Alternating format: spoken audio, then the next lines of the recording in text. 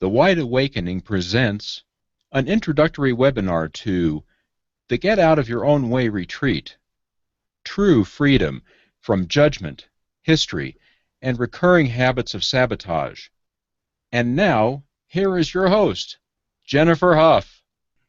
Thank you so much, Rick. Yay! And hi, everyone.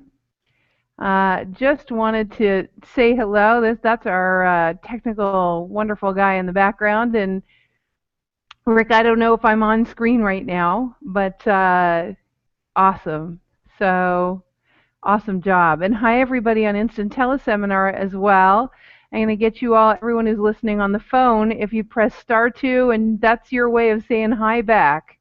So if everyone can say hi back by pressing *2, I'm going to open up the lines here. Hi, y'all. Hi, everybody on Instant Teleseminar. Hi, everyone. Hi. Hi, guys. Hey, guys. Hey, all right, you guys. So we're ready here on. I want to welcome all the new people who've never been with us before.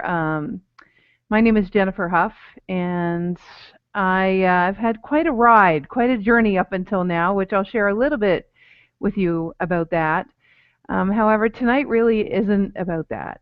Tonight is really about this amazing ride that we're on, this incredible journey that we're all on together back to the reason why we're all on the planet. You know, one of the things that all the people that listen to us or work with us have in common, and maybe this will speak to you as well, is that we all seem to have this internal calling that there's something more to life. We all seem to feel this incredible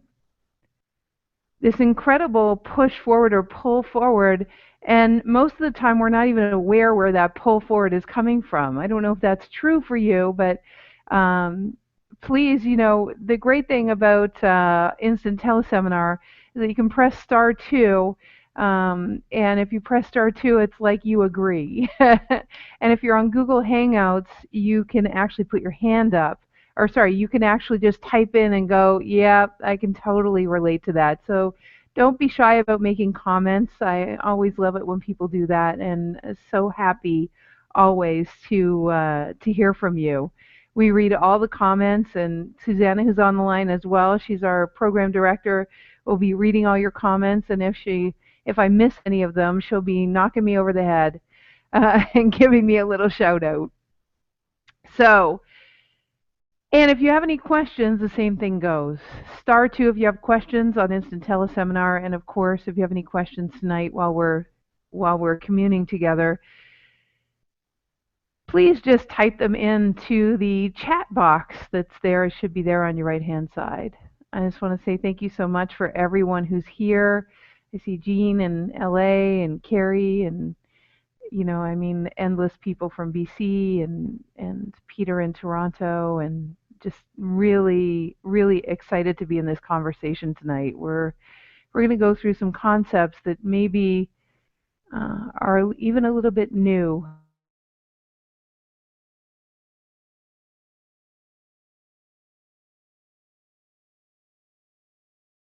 To you. What I'd love to ask everyone, if you're willing,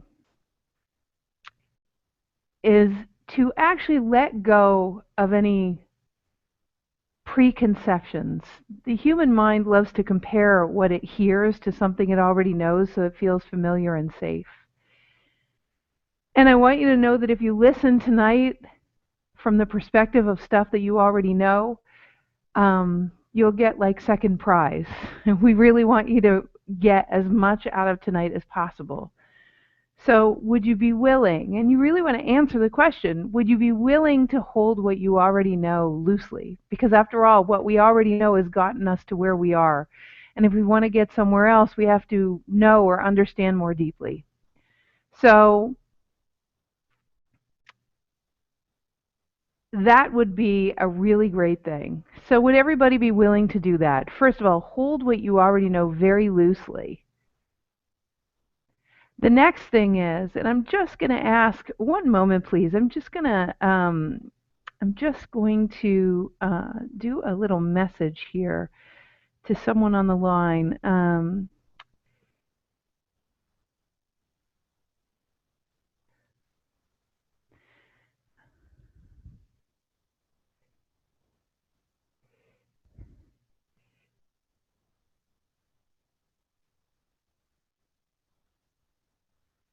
Okay.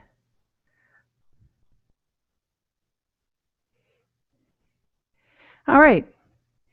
So from there, the next question I have for all of you is it possible, have you seen other people be free of the world of their past?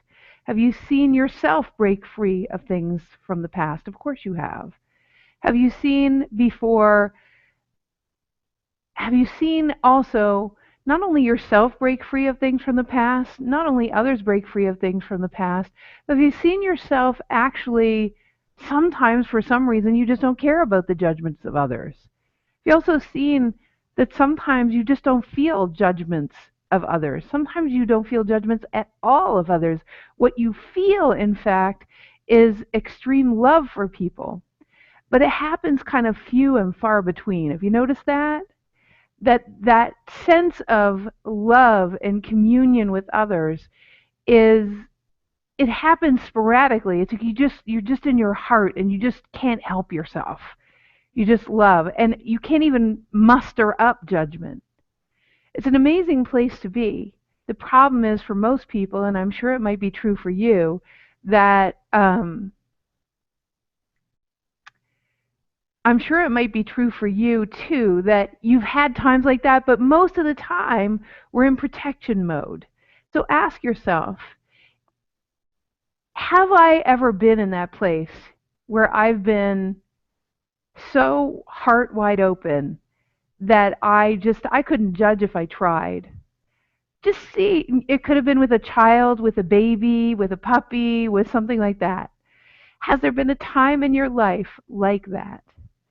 So if your answer is yes, and maybe your answer is no, but if your answer is yes, then you know that it's possible, right? You've been there before. The question now becomes, and the question that we're going to be answering tonight is, how do you live there as a default? How do you make that your default way of being? Now, the answer is usually within, the answers within our world are, well, you have to practice. It's a muscle. You have to exercise it. It's really hard work. You have to do a lot of work to get there. You have to excavate all the reasons you're in judgment first. You have to excavate all of the beliefs that are behind the reason why you judge. You have to excavate all of the protective mechanisms and the identities to get to that place where you don't judge and make it your default. And I remember thinking that after taking lots of courses and lots of programs, and I thought to myself, that can't be. There's no way that an infinite universe that can make new species, new galaxies, you know, new Milky Ways, new blades of grass, new species of trees, new stars, new planets, and I'm made of that same stardust. I'm made of that same space between the atoms, that same pure potential, and so are you. If we're all not only particles of creation, but actually made of the same stuff that all of creation is made of, it seems kind of odd and limited. At least it seemed to me, and maybe it seems that way to you too. It seemed really odd and limited to me that I would have to actually work so hard to actually remember naturally who I am. It just seems odd. Doesn't that seem odd to you? Haven't you ever asked yourself that? Maybe you haven't. Maybe I'm the only crazy one. But I just, I've always been someone who's been very inquisitive. I never, and probably again like you, I never really accepted this. I always wanted to know more. I wanted to know more. I wanted to know the deepest truth. I wasn't really interested. I even remember questioning the minister when I was being confirmed in church. I would ask, I drove the poor guy nuts constantly. I'm like, but if that's true, then what about this? And if Adam and Eve were the original too, then where did they come from? And that poor bastard, actually, when I think about it. So the point is that in being someone that questions or wants deeper understanding, we want deeper understanding because we think that through that deeper understanding we're going to have more freedom. And my inquisitive mind that just wanted to know, how is it possible that I'm a divine child of an infinite universe, and that we all are? How is it possible that I have to work so hard to excavate everything to finally get to a place where I can be free, where I can just live, where I can create upon creation, where I can get on with that little niggly thing that's calling me forward? And then I thought to myself, it actually wasn't a thought. It was a wakened dream that I had when it's probably about 15 years ago now. And it was the start of my journey. And I wanted to share with everyone that the start of my journey was not because I grew up in some very intuitive, instinctive family that, had some kind of amazing gifts or anything. The driver from I grew up, I was a perfectionist. I was trying to be good enough for my father. I was a straight A student. I was doing everything to try to get my life right. I was trying to check all the check boxes, right? I was a head cheerleader. I did all these things. The funny thing is, I was married to the president of a company, had everything that one would ever want. I graduated from economics, worked for a large multinational. I checked all the boxes. The problem is I wasn't happy, nor did I feel fulfilled. Didn't feel up to life. I didn't feel like I was engrossed in it. I didn't feel like all of my passion and all of who I am was being expressed in the world. I also felt like I could make a much bigger difference than I was. And it was then that I actually knew that I had to go on a new journey, which meant that I actually had to leave my life, had to leave my husband, all of those things dropped away, all those things that supposedly were going to make me happy, which weren't making me happy at all. So in the end, what happened, which was very, very strange, I started questioning, as I had in high school, questioning everything. I remember asking the physics teacher all sorts of questions about consciousness and about why it's conservation of energy theory. It seems to me that everything is constantly expanding. It doesn't seem to make sense that there's conservation of energy when it seems to me like the ideas are constantly expanding. And where does my spirit go when my body dies? And I was asking this of a scientist. So so all of this led to me having those wakened dreams that I started speaking about. Those wakened dreams came when I was super sick, and I was studying to be a nutritionist as a result of my illness, and trying to get better. And I started having those wakened dreams because I just wanted to be shown I was done. It was over. And it was over for me. This is about 18 years ago, and I knew that there was something more. And I knew that I didn't have to excavate every single limiting belief that I ever had in order to live as the entire universe, as consciousness would have me. If I'm born as a divine child of an infinite universe and I'm a piece of the puzzle of heaven on earth, I shouldn't. It just seems weird to me that I would have to go through all of that excavation to finally get somewhere. So all of those energy treatments, It also seemed to me with nutrition, it seemed really odd that I had to restrict my diet when there were all these yummy things that I could eat, and I had to restrict everything and do cleanses twice a year and, make sure that I took all my vitamins. I thought to myself, my body seems like it's more infinite than that too. If I'm made of particles of consciousness, it seems weird that I have to do that, even though I grew my the largest nutrition practice in Canada by teaching people about cleansing and all of this kind of stuff. But it just hit me that there was something beyond nutrition. There was something that was going to have me not have to micromanage my health either. So you can imagine it was a bit of a crisis of spirit, right? So, and maybe you've had that same crisis of spirit yourself where you're kind of questioning everything. And I think these days, I think that happens like every week for me. Sometimes every hour. It's like, okay, that isn't true anymore. What's the deeper truth? So the journey tonight is about what are the answers to those questions, really? What are the answers to those questions? How do you transcend excavating the things that are stopping you one at a time? How do you actually transcend the need to react or be triggered by other people's judgments? How do you transcend thousands of stuck patterns of thought without having to get through them one at a time? And how do you actually be free of all of that? And then once you're free, and I really ask you all to imagine with me, once you're free of all that, how do you know how to go direct with the piece of the puzzle of heaven and earth that you are? What are the skills associated with flying? It's kind of like when you win the lottery and you know the statistics on what happens to the money when people win the lottery.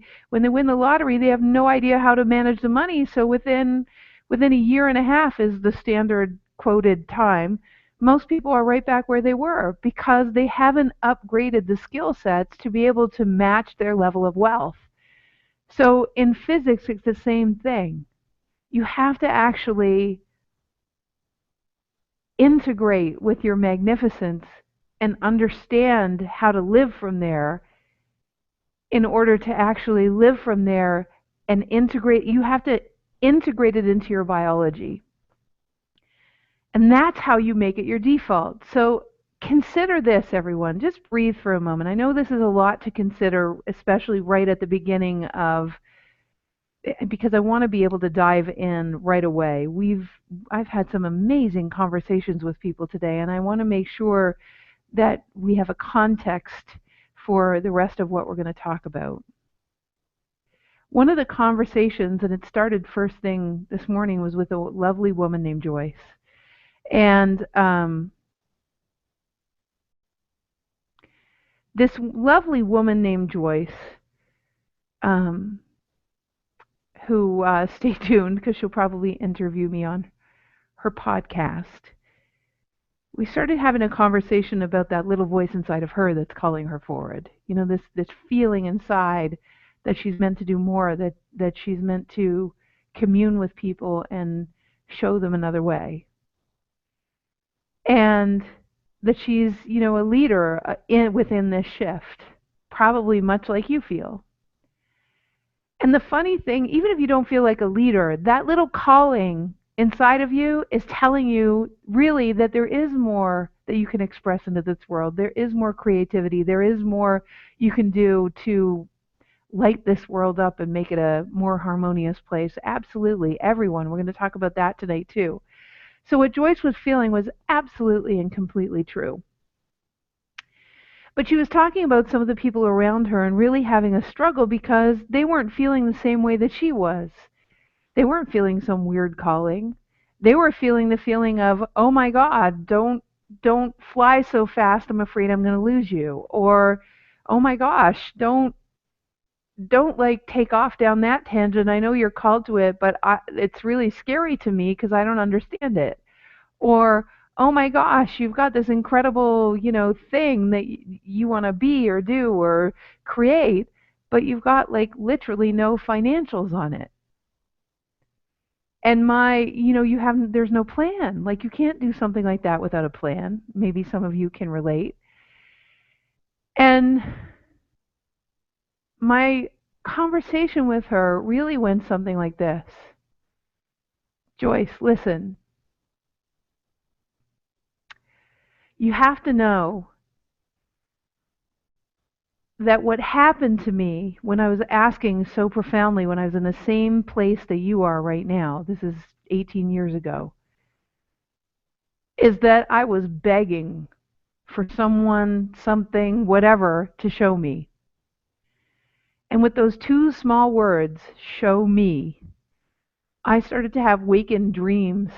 And those wakened dreams, what they showed me is that is that there were going to be many people just like Joyce, and that my job was to integrate with something that would show me that I actually do not need to excavate every reason why I'm not good enough, or I'm not there yet, or I'm not awakened, or I'm not congruent, or I'm not living on purpose. I don't actually have to do that.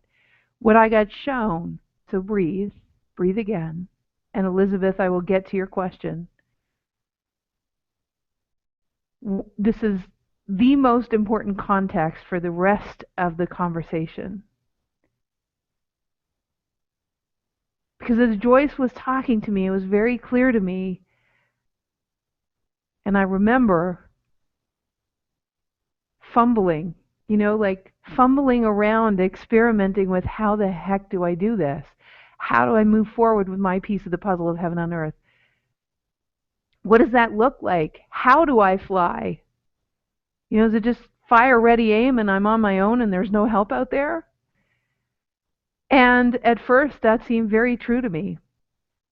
But in those dreams, I started to see people I would meet, and I started to meet people that others would say they had gifts, so people who could see energy, people who were extremely intuitive and could pick up on what was going on with me, people who could see the truth of what was going on in politics from 30,000 feet and had such deep wisdom that they gave me such peace about all of that.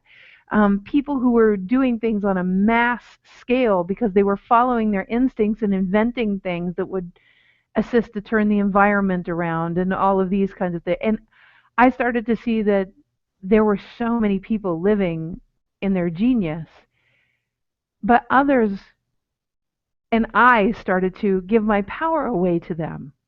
Like, why can they be that way? And why can't I live in my own unique genius? Or does everyone have that unique genius? Can we all get there? And in the dreams that I was having, I started to be shown, because remember, as a nutritionist, I went from being an economist working in a multinational to getting very sick, thank God, because if I didn't get very sick, I definitely wouldn't be talking to you right now. And then that led me down the path of looking at physics and metaphysics and quantum physics and biology, which led us to this conversation right now. And as I was asking in my dreams 18 years ago, 15 to 18 years ago, I still get them now, I said, show me what that is. Why are these people called so powerfully? Because I'm feeling called so powerfully, and I know other people are feeling called so powerfully. What is that? And the answer came back that there are people that have had many lifetimes of experience with some innate abilities that human beings have, like that wisdom, like the ability to be able to commune with nature or speak directly with animals, or all of these ways that we think are superpowers or gifts. But what I got shown is that they're not superpowers or gifts at all. And because I'd been studying physics and biology, which of course wasn't my line of study in university, but the universe was taking me down a path, it started to show me that we didn't just have three-dimensional biology, that in fact three-dimensional biology and three-dimensional genes only gave us three-dimensional abilities and characteristics. It makes sense, right? Eyes and ears and foot size and all these wonderful things. But in fact, we have multi-dimensional genetics, codes, just like codes in 3D with our three-dimensional genetics, two double-stranded helix. And that double-stranded helix had some parts of it that we say are dormant. We say that they're junk DNA. But in fact, they're not junk DNA. Those parts of our DNA, and I'm sure you recognize this, right? Double-stranded helix. we have other geometric shapes that aren't double-stranded helixes that actually contain the codes for those very abilities and those gifts that we think that other people have that we don't. But what I was shown is that every single human being on the planet has multidimensional genetics that give them abilities. The problem is when they give their power away, when they say someone is greater than them, they instantaneously abdicate their ability to access those, and those abilities atrophy. Let me say that again.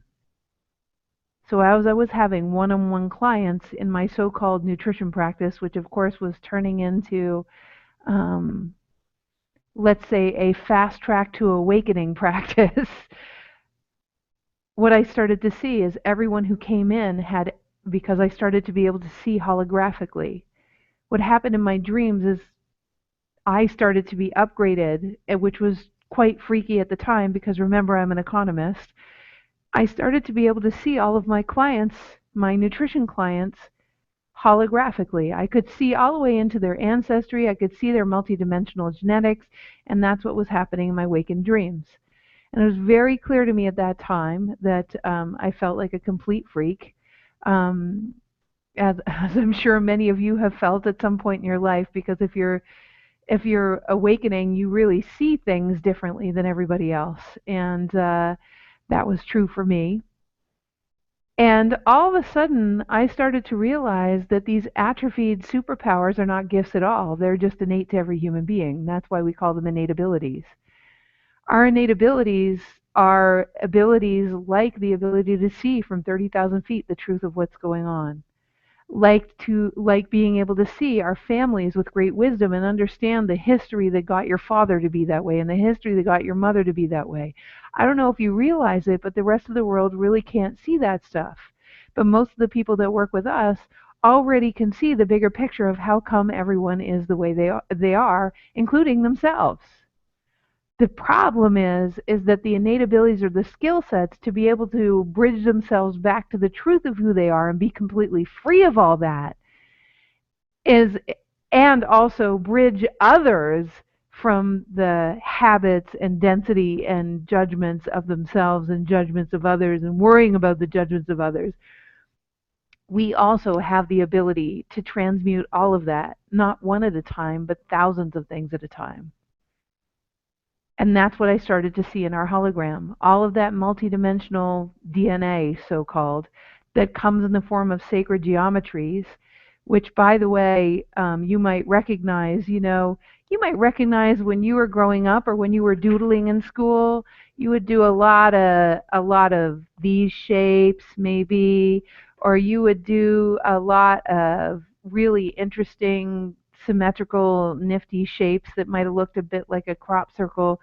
Well, if you've ever wondered what you were doodling or where those shapes came from, you are actually activating your own self with the very shapes that I get to see in the multi dimensions. You were trying to wake yourself up in your boredom in algebra class. And I say algebra class because that's when I would doodle. So those codes. Now you might say to yourself, but Jennifer, you were talking about how do I transcend all the patterns? How do I get out of the judgments? How do I, it seems like you have to talk about them one on one. It seems like you have one by one. It seems like you have to excavate them one by one. And I'm going to tell you that there's a whole new paradigm. There's a whole new paradigm available for human beings that I got shown those 15, 18, or so years ago, and I continue to be shown. And as we do more and more work with people, we just keep getting more and more clients because they're seeing this other way. And this other way is that, so just go with me. Everybody breathe again. Everybody breathe and come with me. If you're truly interested in transmuting or blowing apart thousands of those habits and being able to be free of worrying about the judgments of others and being able to end self-sabotage, then what I'm about to say has it happen just exponentially faster than than almost all of the tools and techniques that you see. That doesn't make wrong those tools and techniques, because everything is a stepping stone. It doesn't mean you stop doing your Reiki sessions. It's just, if you're here, it it and if I'm here, it would be a total disservice if I didn't share what I've seen. And also, the other part of it is, after working with thousands and thousands of people, um, even today, I won't read it to you, it was a little personal, but I got the most amazing email from Carol, one of our clients, who went on saying, Jennifer, just keep doing what you're doing. Her entire marriage um, has been reborn from this work and from her integrating with those innate abilities. So how does it work? What is the new paradigm? So put yourself in the place of what we've been doing. What we've been doing is we've been going to therapy, and I've been there too, trust me. We've been taking programs that assist us to change our perspectives, which, again, if I hadn't done those, I wouldn't even be able to speak to you right now. So again, all stepping stones. And if you're here, you're someone that wants to know, you want the deeper understanding. So I became a Reiki master. That was a part of my history. Psych K, that was a part of my history. I've done all of those techniques. And I kept searching, and I kept being shown through the dreams that it's not a question of a technique that will transmute all of the stuff that we don't want to live anymore. It's not a question of finding a better, leaf blower. It's not a more efficient leaf blower. It's that we shouldn't even use the leaf blower. Not that we shouldn't use the leaf blower, but use the leaf blower until lots of the leaves are gone. But when you're ready, what we're going to do is we're going to go to a place where we actually multidimensionally and physically activate both the multidimensional DNA and the junk DNA, so that you can fully reconnect with those codes and upgrade your biology, so that instantaneously you become the human being that we were all meant to be. So it doesn't happen in a second. It doesn't even happen in a week. It happens over time, because when you wake up to those abilities, when you wake up to remembering that you are creator incarnated, and you are creator consciousness living here as human, you really are in the image. It's funny, because when Jesus was saying, you can do all that I can do and more, he really meant, I'm using my innate abilities, and you have innate abilities, and you can use them too. And there's all sorts of religious interpretations of what Jesus was saying, but if you listen to the human being, he was trying to tell us, amongst many, many others, Buddha and many gurus, and all of them trying to share with us that we have these codes that would upgrade our human biology to live in a different place. Now, this conversation really is for people that are willing to kind of open up beyond the way that, even in the new agey or personal growthy community, you got to be willing to kind of, that's why I said at the beginning, are you willing? Like, please, please, if you would just be willing to let go of the idea that we need to keep excavating for a moment. Not that there aren't times to do excavations, trust me, but that in reality, the fast track is to actually, because the place we're all trying to get to by excavating, the place we're trying to get to is the place, isn't it? Think about it. You answer this question for me. What is the place that you're trying to get to? Where do you think you're getting to that you're analyzing yourself, or that I'm analyzing myself? Where do we think we're getting to by having taken all these programs? I'm sure a lot of you have taken Landmark, or, read Louise Hay's books and all of those wonderful things. Listen to, Abraham Hicks. Where do we think we're going to get to? What do we think? Who do we think we are in the end? How do we think we should be able to operate after it's all said and done and you've excavated everything that you think doesn't work? Think about it. Have you ever thought about what it's like to live free and clear? What it would look like to actually fully embody the piece of the puzzle of heaven and earth that you are, and actually be free of all that stuff? Do you understand how much energy you would have?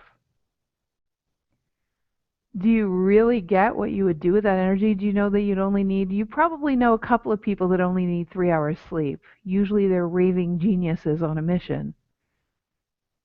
Do you know that everyone can do that? Because they can. The point being, if you can imagine that,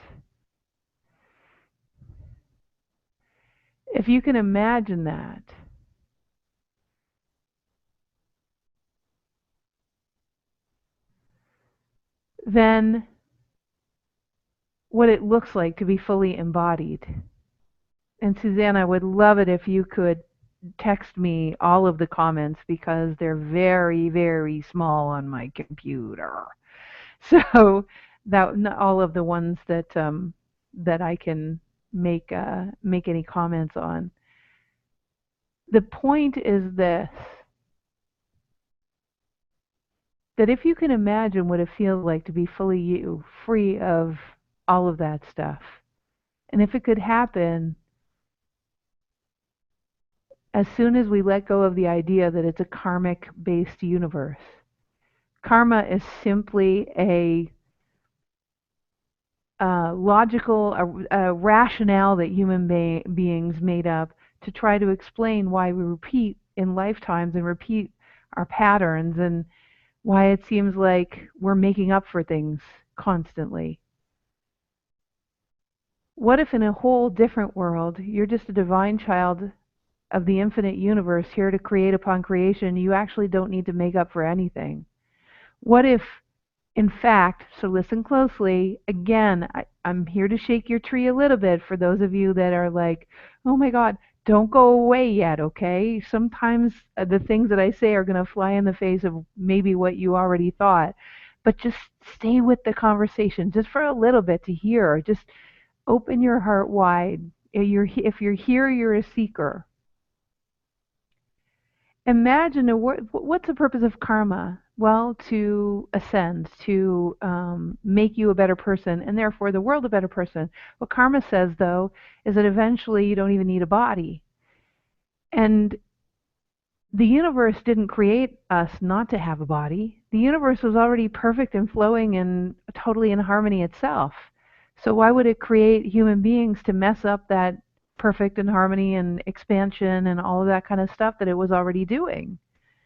Why would we come here and live out a karmic universe just to ascend, just for a game? No, it doesn't make sense. We're here with innate abilities, and if we had embodied all of those codes and they started to atrophy the instant we gave our power away to some god or angel or guide in the sky. There's nothing in the sky, guys, and I'm sure all of you are well aware of that. You can embody all of that. You are made of all of that. You are made of the stardust that the entire universe is made of. And you have codes that give you abilities, just like, Jesus and so many other amazing teachers had said. So, if that's so, then living outside of a karmic universe it looks something like this. If you are living in karma, then what's happening is you are going up and down like a roller coaster, making up for things. And you sort of have a ratchet effect as you ascend, right? It's a little bit like this. Now, the interesting thing is, what we're saying is it's not linear.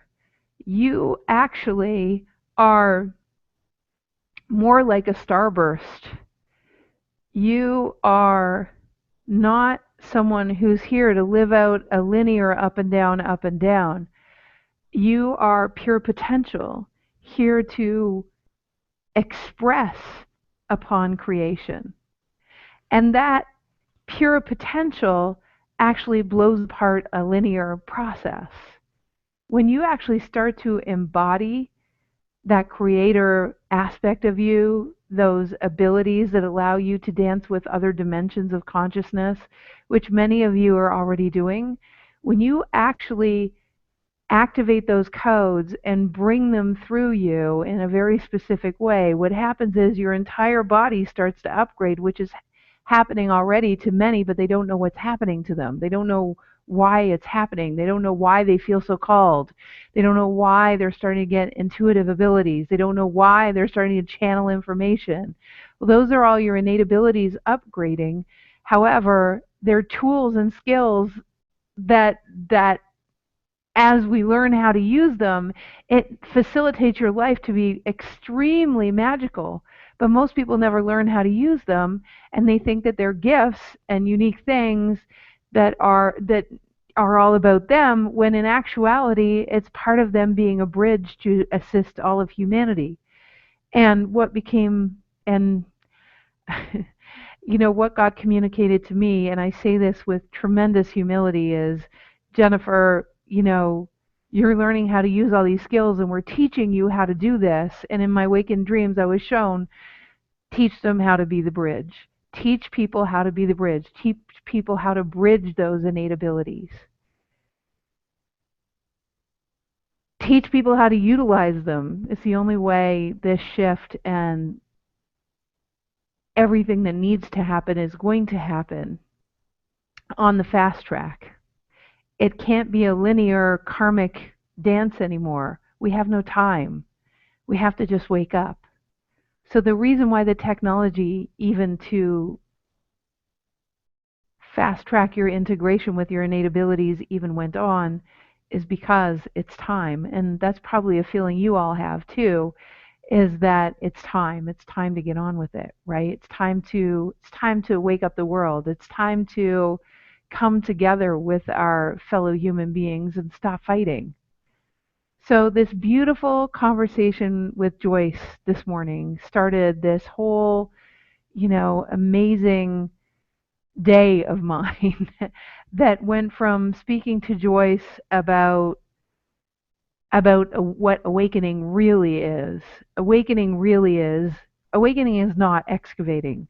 Awakening is activating all those so-called human superpowers, such that we can all get on with that little calling we feel inside and learn the skills that come with those codes, so that we can, instead of struggling with our fellow human being, instead of struggling when other people don't understand us, we know exactly how to bridge the conversation. We know exactly what to say. We know exactly how to be. We know exactly what needs to be done. We know exactly what that tree over there is saying, and we know it all at once. That's what these innate abilities are all about. So imagine being in that space. And I know you guys are all headed that way, or you wouldn't be here. Imagine being in that space. What happens to, if that's who you're remembering you are, how much do you care about how other people judge you? You see what happens to other people's judgment? You stop caring. What happens to your own self-judgment as you realize your own magnificence? You don't even do it. It doesn't occur to you in the frequency at which you're living. What happens to the self-sabotaging patterns? You start not even being able to find them anymore, and you didn't have to do a single little speck of excavation. Now, are we there that we can just make the quantum leap to that place? The answer is absolutely not. I wish we were. My ego wishes we were, because, there's a lot of, as you've probably seen, there's a lot of roller coaster riding on the ride of awakening. There's a lot of emotional stuff that comes up. Some that even came up for me over the last week. But the cool thing is you learn the tools, you stop engaging the drama, and you watch as the collective of all of the tools and the codes that you have access to basically clean up the mess without you needing to be involved.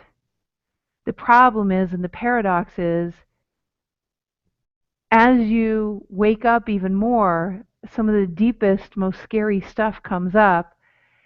And when you get scared, when we get scared, we default to trying to figure it out ourselves and trying to maintain control.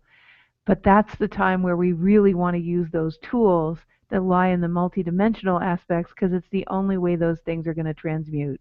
You've probably noticed that the hardest things, the recurring patterns, you can't seem to get to them. You can't seem to do it yourself. And the reason you can't is because you're so being called to learn how to do it without needing to be involved. So they keep coming up because you're being asked to let go of control no matter how scared you are, and then learn the tools to transmute even the hardest things. It's not just about you transmuting the abuse or whatever happened to you in your past or those patterns. You see, and I explained this to Joyce this morning, every single person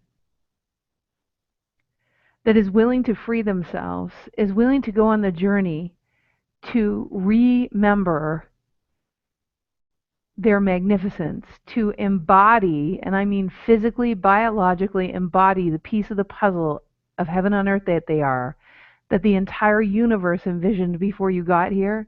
Anyone that's willing to go on that journey is one brave, courageous soul. I know, because I've been on that journey, and I will continue on that journey, because at this point I have absolutely no choice. The universe would say, well, yes, you do have a choice, but the other choices don't seem like really viable choices to me, like leaving the planet, or although I'm sure, many have considered that, including me at some point. It's like, it's just time to wake up. And so as we feel that calling, it's a very long-winded way of saying, as I was having the conversation with Joyce, it became blatantly obvious that most of us are still in the mode, have been in the mode, of doing all these things to fix ourselves when we're not broken. Fixing yourself is a linear journey. Waking up is an exponentially non-linear journey where you get to skip a lot of steps. You still have to look at old stuff, but you get to learn the tools to transmute.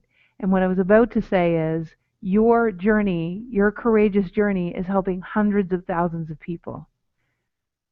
Not because you need to, not because it's your job or your responsibility, but the cool thing is, in the multi-dimensions of consciousness and physics, in the multi-dimensions of a fractally based universe, and what that means is a universe whose multi-dimensional layers are actually based on patterns between the layers and within the layers, that if you change any part of one pattern, you'll change the entire multidimensional aspect. So as you change you, as you shift you, you actually shift anyone who has the same frequency issues as you. You create doorways for people to make quantum leaps in the things that they're struggling with, whole cultures to make quantum leaps, whole religious systems to make quantum leaps, just through little old you. So you see, our work here isn't just about you being free. It's really about the entire world being free. And you got to imagine that a little old economist from Ontario, got pretty humbled and pretty shocked pretty quick about all of this. So I want to answer some of the questions that you guys are, some of the comments you guys are making. Elizabeth says, but Jennifer, we are born into values and expectations of our parents.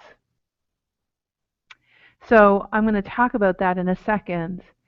You know, I've jumped right in here, and I want you to know that, yes, our topic tonight is, um, it really is about freedom from judgment, your history, and recurring habits of sabotage. Remember, we only really have an hour and a half here.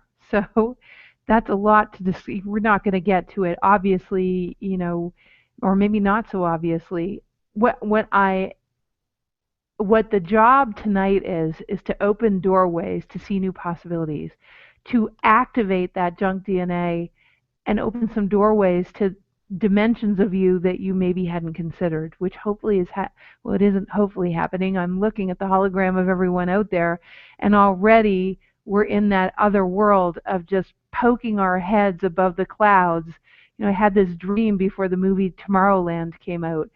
If you haven't seen the movie Tomorrowland, I would write it down right now and go and see it.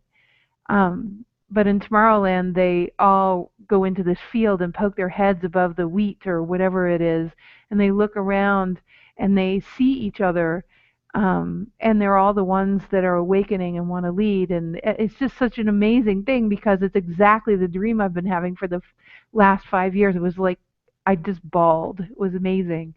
And what's interesting is it's bringing, that movie is all about bringing the people who want to learn all about their superpowers together to cause the world to shift. And so it's kind of what we're doing here at TWA. So that's the big picture. That's the subtext of it all, right? The way to do that is one person at a time, is to help people become themselves, show them the tools, assist them to live in total fluidity by embodying their innate abilities and fly together, um, you know, in groups of people that are really called to do that work, to take the fast track. So that's why tonight is all about transcending all of those. The other thing I want you to know about tonight is that it's also about learning a little bit about a place where we take you on that journey, which is called a Get Out of Your Own Way retreat. And we'll get into that a little later as well. Some of the experiences that I've already shared about your innate abilities, we take you through that at the Get Out of Your Own Way retreat. We definitely help you to install probably a good 10 to 12 of the most important skills that come with your innate abilities in that Get Out of Your Own Way retreat. And it's definitely for people that are called. They know there's something more to life. So we'll talk about that near the end and give you a little bit more about what's included in that journey. But tonight, like I said, we have a very short time to get through so much. We're also going to talk about the three keys to true freedom from the past: history, judgment, and struggle. And we're going to talk about those as we move through. So going back to, and then we're going to conclude, by the way, and we're going to do a big old activation at the very end of tonight, okay? So somewhere around the, right now, we're at the almost the 50-minute mark. No, what is it? The hour mark. And so probably about 50 minutes we've been live. And so at that, in the next 40 minutes, at the end of 40 minutes, we'll do an activation.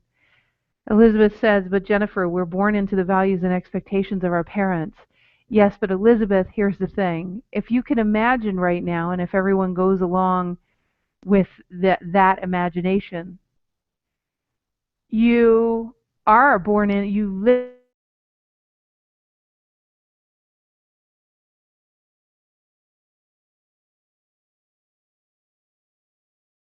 in value. And as we're born into this world, a child is born with imagination and freedom and with very, very long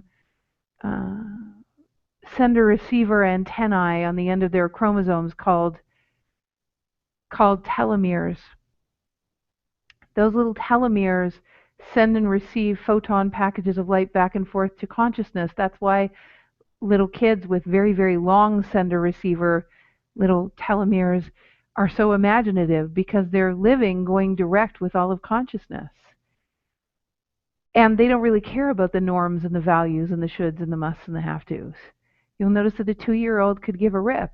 That's why they break all the rules and don't care, because they're going direct. Then what we tell our children is, so even though we're immersed in that from a very young age, our communion with consciousness is so strong through those telomeres, through those exchanges of biophoton packages of information. Those biophotonic packages of information, which we started being aware of them because scientists from Germany and Russia were studying plants and animals emitting biophotons. Of course, we emit biophotons too. That's how consciousness responds to us. That's literally how intuition and instincts happen.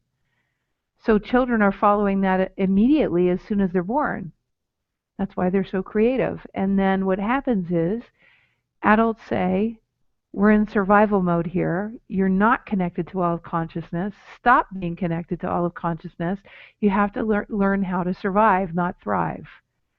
And the child fights it. Some children really fight it. I think even there are new disorders being invented, like defiant disorder or whatever. It's for freedom seekers that know that they can feel consciousness, but they're being told that they can't. But they can, and no one's showing them how to use their connection. So, is the question, Elizabeth, how do we excavate all those values that don't work? How do we teach people, to transcend the expectations? Or better yet, I would say in the evolution of our work, the next thing we taught people was, how do you just not care what other people think or what they expect? How do you actually follow your heart no matter what? And people said, oh, that sounds callous and uncaring, Jennifer. And I would say, well, how's this? If I language it differently and I teach you how to be a cosmic 3-year-old and actually go back to listening to all of consciousness and follow the threads of infinite flow that exist and learn the language of your telomeres by embodying your innate abilities so that you can go direct with consciousness, then how much do you think it would matter what the expectations and cultural norms are? Wouldn't you just see them now as habits that could be transmuted without all the charge, without the triggers? And if they were just neurosynaptic habits, in other words, habits in your brain, just patterns of ways of being, that as you became more interested in going direct with consciousness, those habits became less and less. So what if there was a way to actually understand, Elizabeth, that we're born of creation? We were creation's idea long before we were our parents' idea. We were consciousness's idea. We were the dream of all the people that came before us's idea, if there's such a thing. We were the dream of everyone that came before us and knew as soon as they left their body that something else was possible for humanity. We're here because of that dream. So our parent goes so far beyond two biological beings that are limited in their way of being, not by any fault of themselves. Your parent is all of consciousness, which is the best parent in the whole wide universe. It is the whole wide universe because it doesn't have expectations. It really just has heavenly flow and a whole lot of love. It's a love-based universe. So what if you could go direct with all of that? See, if our parents hadn't told us to stop going direct in the first place and then already had the skills to teach us how to continue to create upon creation and keep being creative beings and keep being in that place, but they didn't, just like we didn't. It's not their fault. It's thousands of years of forgetting, thousands of years of indoctrination and a belief that God is out there on a chair somewhere, or icons or idols or whatever it is. So And Elizabeth's saying you can't just cast off your history. No, but you can learn a new way of being that displaces the hold that your history has on you, Elizabeth. So let me say that again. You can embody the truth of who you are to such a degree that the hold that your history has had on you can become a distant thing of the past or very faint. And that's what we're talking about here. And I so love that you said that. To prove that, with my parents, when I left my husband and I had the most perfect life, I was even happy with my husband and I loved him. And I still love him, actually. I love him even more than I did when I was married. The thing is, my dear, that I met all the expectations. I accepted all the values. I did everything according to the plan, and I still wasn't happy. So that way didn't work because I aced it. I totally aced it. So my first clue was those expectations and those values didn't work to make me happy. And my parents were doing their best to teach me all the stuff that they knew. Bless, bless, bless. And the funny thing is, when I left my husband, my parents, of course, flipped out. But it made them question all their values. It made them question all of their expectations. And the funny thing is, I relentlessly chose to follow my piece of the puzzle of heaven on earth. And do you know, they went from completely freaking out, yet still loving me and supporting me, but totally freaking out, to these days they're like, they want to know more about what it is that I teach because they're watching people, they're watching everyone around me shift, and they're not only are they not like, my commitment to this journey inevitably has, shifted the world around them. So, in the end, who's guiding who? And I'm going to say, Elizabeth, to you, what if we turned it all on its butt? What if we said you are meant to be their guide? If you're listening to this broadcast right now or this recording, trust me, at some point you were meant to be your parents' guide, and that will make your relationship for some of you with your parents make a lot more sense. Betty Lou said, I just spent the most amazing weekend with my husband, who I've been estranged from for the past year. She said, thank you, Jennifer, and the Get Out of Your Own Way seminars. Oh, little buddy. Yeah, I know we've been having some conversations. That's so cool. Journey is saying, I feel being upgraded through sound vibrations. For me, it's a lot of energy. Well, the cool thing, Journey, is that as we bring back the pieces of ourselves that we gave away because we said we weren't all that in a bag of chips, as we gave away the pieces to the expectations and the pieces to the values of others, and worried about the judgments of others, and worried about making other people unhappy, and as we gave away ourselves, as we gave it all away, what happens is that those frequencies, and children have frequencies that you just have to be around a 2-year-old, and at some point you're going to start laughing or giggling, or you're going to forget about the world, because they're still embodied enough that they emanate the frequencies of what it is to be a creative, expansive being. It's not grounded in human experience yet, but it's definitely, they come complete with all of that. So their giggles, their laughter, and as I'm speaking even here, some of you might be feeling a buzzing or a you can feel things within your body shifting, like odd stuff. And I'm going to ask everybody just to breathe right now. If you actually pay attention right now to every one of your 75 trillion cells, everybody breathe. One of the things about going direct is we don't have to take you on some magical mystery tour experience. We can, it's terrible for marketing because we don't have to actually go through years and years and years of excavation to get you to a place where you're a guru on a mountaintop. I'm telling you, you can just go direct with your 75 trillion cells right now, 50 to 100 trillion, somewhere in there, depending on which biologist you ask. But take your consciousness to all your cells right now. Your cells right now, there's what I'm saying to you intellectually and what you're hearing through your ears. And then there's the experience of all the codes that I've embodied, the experience of all the codes that we're invoking by coming together, of all of your guides, all the geometries and all of the, that we all made a cosmic phone call today to be here together. And the intonations and the codes and the frequencies and the geometries that are coming out of the multidimensional conversation that we're having, you should be able to feel that if you go to a cellular level. Take your consciousness to a cellular level right now. Just breathe. Just pretend you can do it. It's not really pretending. Just go to your cells. See if you can feel something there. See if there's not like a buzzing. That's what the exchange of biophoton packages of information feel like.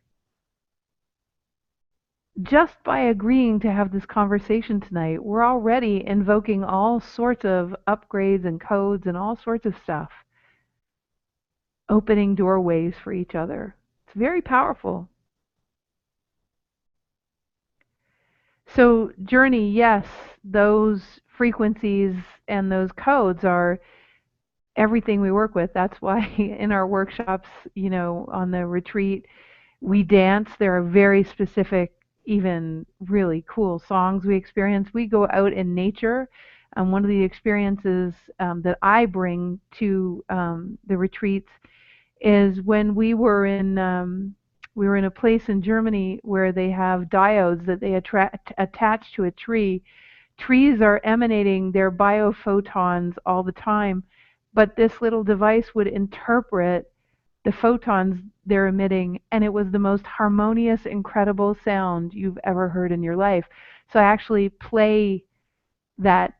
We actually play the video specifically from that journey that we had in the course, so that we can show you. So at the retreat, we actually play that video. It's insanely amazing, just so amazing. So, all right.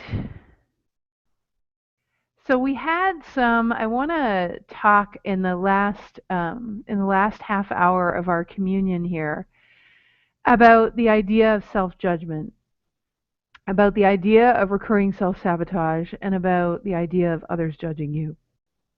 And then I'm going to give you some examples of how you can shift all of that. So how you can shift out of self-judgment, and these are going to be the fundamental things that you'll need to do in order to have that happen, right? The absolute foundations. So the first thing is, the other conversations I had today were with a woman named Brooke Yancey, and Brooke is an amazing facilitator herself, who assists kids to remember who they are, and also leads teams of people to succeed. And Brooke was and is a student of mine from, I'm sure, the last 10 years, if I am remembering rightly, and has just been flying over the last few years. But one of the things that's happening as she's flying forward is she's noticing that her relationships are falling into the same patterns. I also had an amazing conversation, even though it was in a private Facebook group from one of our Get Out of Your Own Ways. One of my just smushiest clients, Vicky, who again is a teacher of young people over in the UK. She is also struggling in a relationship that struggling herself with How do you know you should be in this relationship? How, and self-judgment, self-doubt. So I have to say that it's not unusual to feel that way. I myself am in a relationship with my sweetie pie Adam, and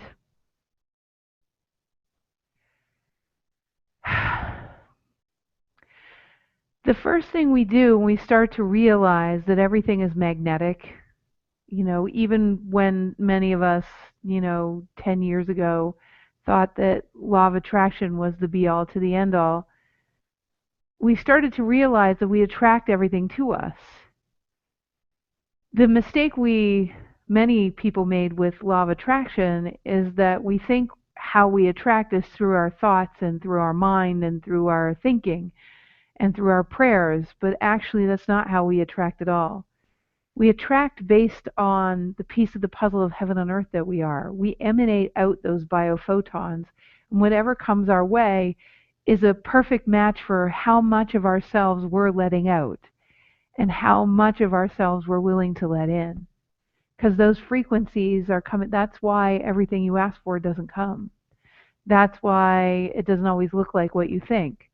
Because who you are will always trump what you intend. So you might think, if I just intend hard enough, then I can change this relationship. So my sweetie and I want to use this as an example for Brooke and for Vicky.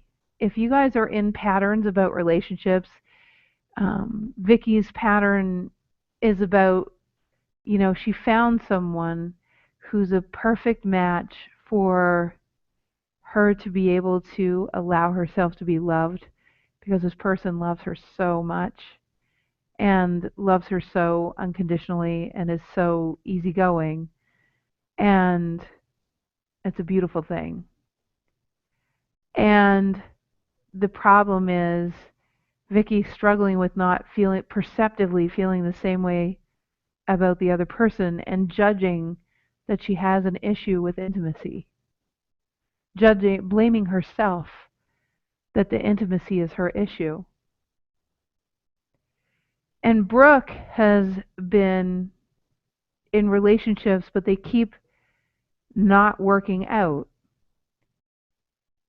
And I have a feeling they have a lot to do with expectations and self-judgment and blaming herself as well, and looking at her patterns and thinking that her patterns are breaking up all the relationships that she's in. So if you've ever blamed yourself, or if you've ever even blamed the other people because you're too scared to look at yourself, then I think it's really important to understand what I'm about to talk about. And that is this: that there are instincts that we have. We have recurring patterns of self-judgment. And what they do, those recurring patterns of self-judgment, is they distract us from the actual issue of what's going on. And you might say, well, Jennifer, don't we have to excavate the reason why we keep, sabotaging what's going on? The problem is that you're judging the judgment. So in other words,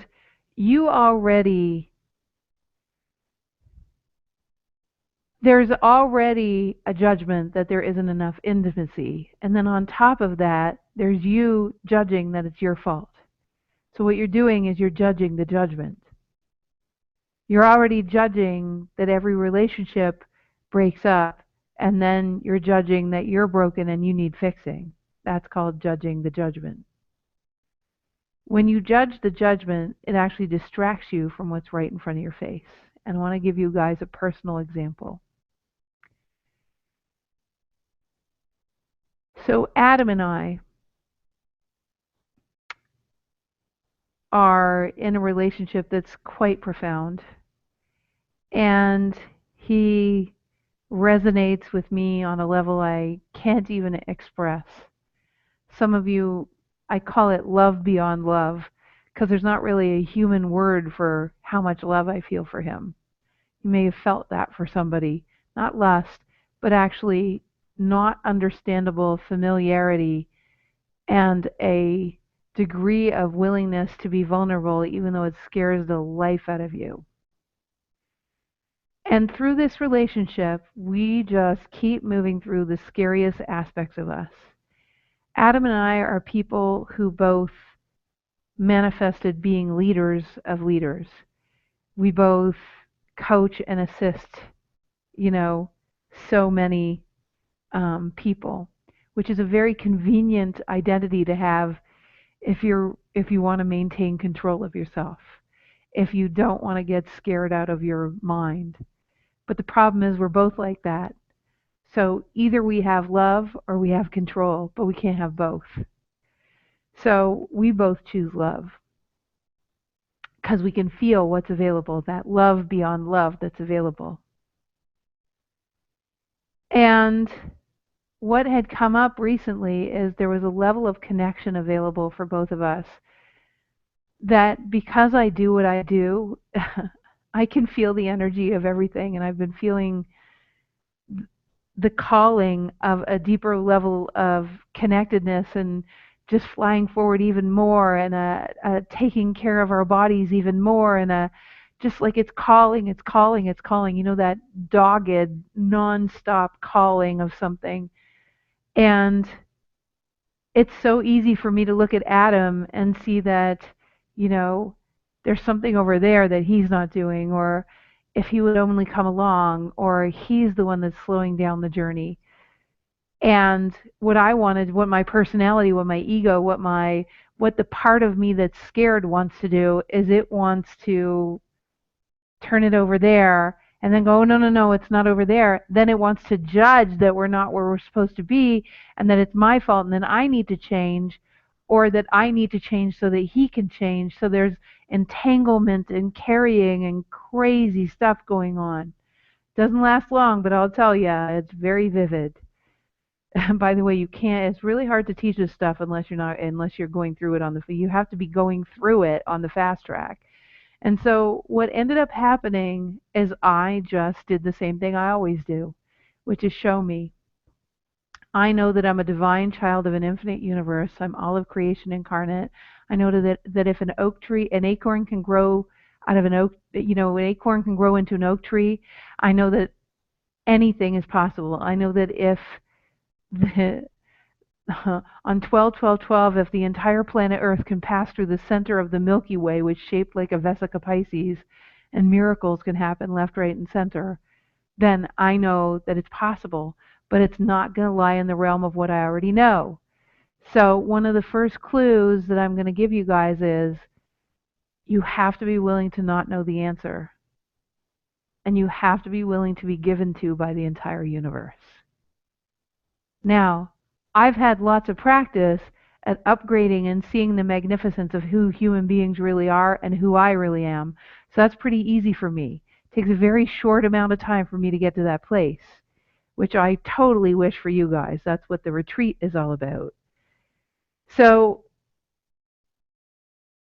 I said, show me. I just let the whole thing go. It was my personality was going nuts because I so wanted to. I'm like, oh my God, where the personality goes is this is going to break up if we don't do this. This is going to, all this stuff is going to happen. Just let it all go. Just gave it all up. There's something called a cosmic car wash, which we'll experience firsthand in the Get Out of Your Own Way retreat live, which is a place where you can send all this stuff that actually has it be able to transmute without you needing to be involved, which will clear the slate so that you can actually just immediately go direct and get the answers. So the answer that came, which was so unexpected, was I realized that I had actually, within the relationship, I had actually decided to be a container for the love and carry the entire relationship from the onset, which was appropriate at the onset of the relationship, but it wasn't appropriate as we caught up to each other. We're equals in a dance, playing together. And as long as I was carrying it, there was too much room for resentment. So I had to relinquish that.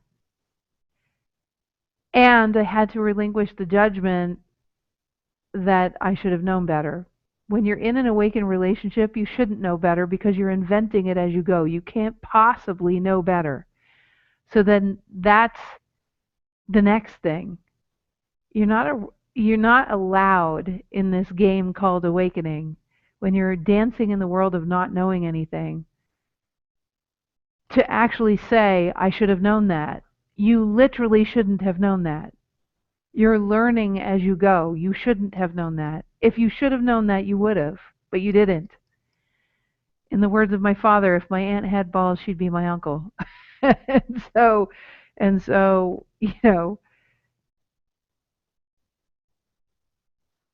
so the next thing that happened was that I was truly watching the dance of why people break up entire relationships, why they sabotage relationships. Because Adam had been loving me and been being intimate all the way along, and he had some things happen to him that were very hard to express, that I started to be able to see what they were from 30,000 feet. And I asked him, I said, is this what's going on with you? And I didn't see it before because I was too busy chasing after you to be intimate at this new level, that I didn't even get that this is what it was bringing up. And he said, oh my God, totally. Totally. I said, sweetie, as long as I was carrying this relationship, I never would have seen that. And then he opened up about a whole bunch of other things, which of course the conversation got even more intimate. And, the great thing is it opened up a wormhole that quite honestly felt incredibly unfamiliar to me yet again. Amazing, but unfamiliar. A level of intimacy, again, that I hadn't experienced. I thought to myself, I thought to myself, I don't know how this could possibly get better. And I also thought to myself, isn't it interesting how if I let my judgment go from even a day before, my ego would have broken up this relationship a million times. Do you see how important the tools are, guys? I understand why things break up. But it's just so important to be able to come to that place of neutrality. And it's a skill. It's a skill. It's part of your innate abilities. But you have to be willing to give up what's not working. So someone is just asking, how do... Oh, okay. Someone is just asking, is excess weight part of our being a conduit or a catalyst? If so, will we release it when the time is right? And or if we decide to get to a lighter weight, can we make it more comfortable? Oh, that's a great question. One of the things that happens, guys, as we wake up, as we integrate with all, like, take back those splintered pieces, take back the part of me that wasn't willing to actually have compassion for Adam because I was too busy protecting myself from being alone, trying to control the situation so I would know the outcome, so that he would, obviously he's not going to be more intimate with someone he and I have the same control thing. So of course he's going to run away. So this willingness to get into neutrality and having this skill set to be a master of that state of neutrality so that the answers can come and you can get back into your heart and conscious. It's not about getting back into your heart. It's about making your default way of being just being in your heart. That's when the answers come. So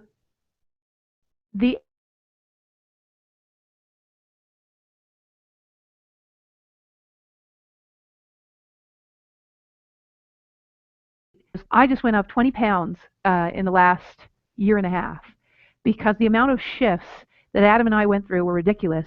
And those shifts are biological shifts. You're literally reconnecting to junk DNA that hasn't been active in your body, that's acting like a bridge to the other dimensions. That takes a lot of calories to do. That's why a lot of times you guys seem like you have far, far away sleeps, because you're being reorganized while you sleep. So you're being rewired while you sleep. So the fun thing is this, that, you know, I gotta say that 12 of those pounds have already gone away, as these last major integrations have been happening over the last little bit.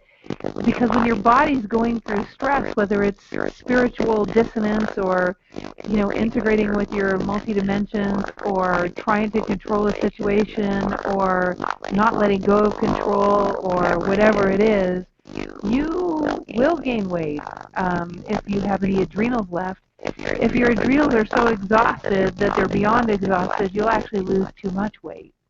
You won't even be able to keep weight on. So either one can happen. So I also want to address that this person used the phrase ascension process. I want you to know that I want to be so deliberate with our language. It's not actually an ascension process that human beings are going through. We're going through an integration process. We're going through a remembering who we really are. It's not even ascending. It's getting back to who we naturally are. This is who we were before we gave our power away. We had all these abilities to begin with. We're here to create upon creation. We're not here to actually poof disappear because we finally achieved that fifth or 12th dimension, or whatever dimensional integration. We're still going to see each other. We came here as human beings to create upon creation. It was supposed to be fun. And it should be fun. And it is fun. I want to tell you, it's very fun. Jennifer? It is fun.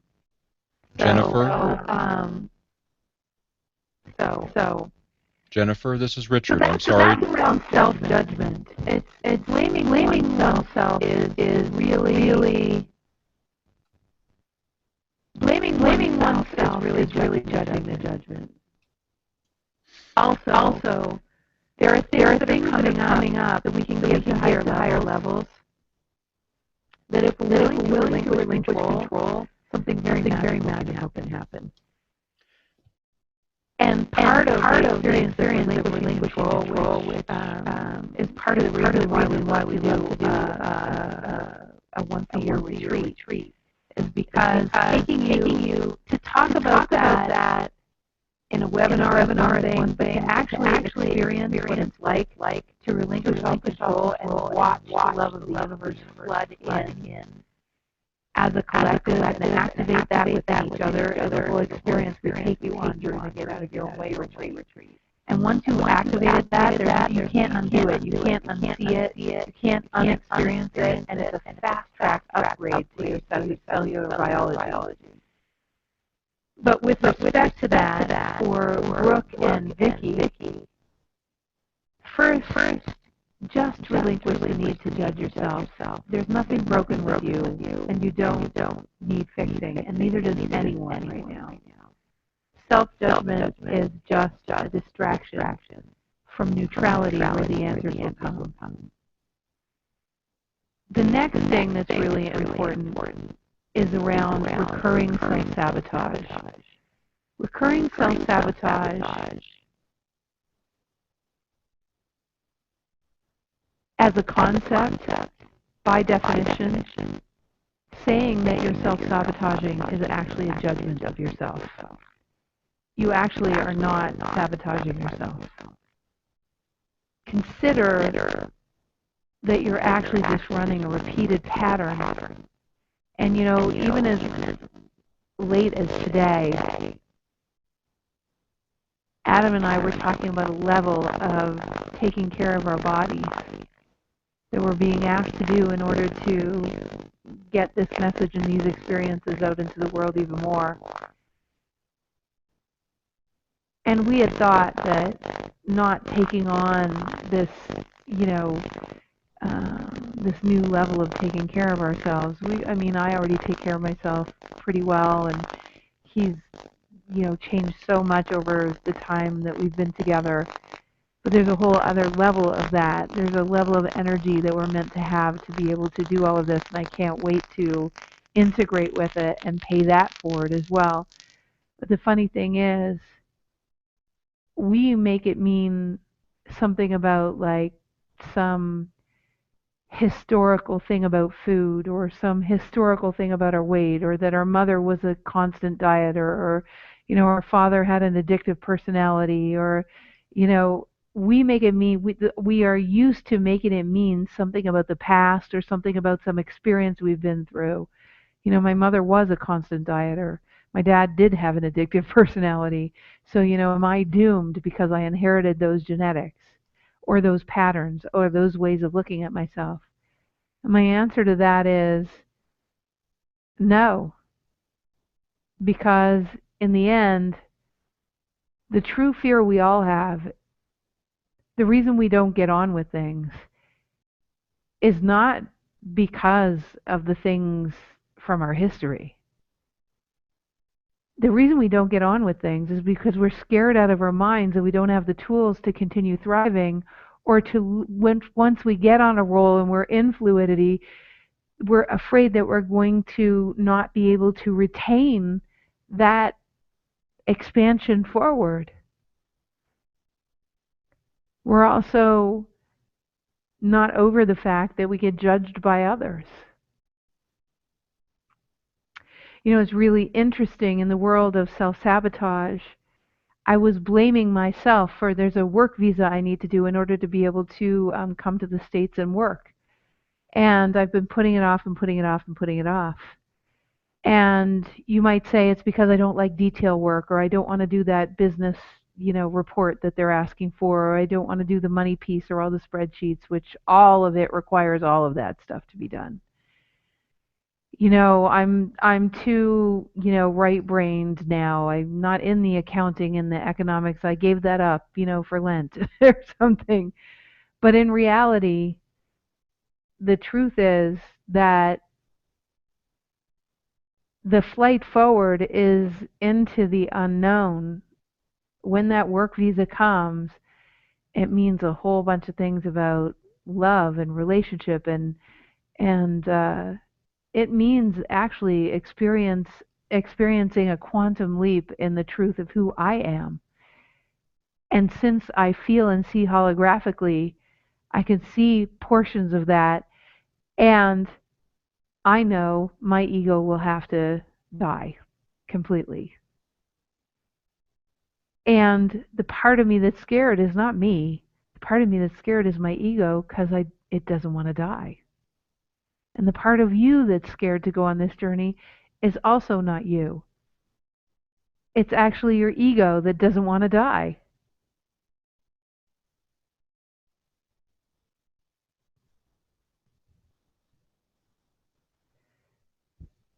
So,